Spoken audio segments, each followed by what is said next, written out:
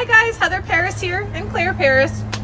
We're here to give you one tip a month so that you can take care of your home in a quick and easy manner, just 5 minutes. So we have a lot to show you, so come on, let's go.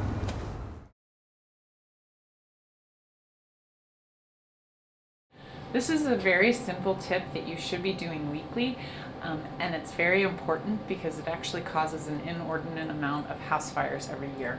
So your lint catcher and your dryer, you need to clean this out, just like this. This whole assembly comes out and you want to go in here and clean this out as well because lint gets stuck in here, like this. In addition, lint kind of gets everywhere, so you're going to want to clean off anywhere you see it, all around the dryer, and do this weekly. It's very important, but very simple. Take care.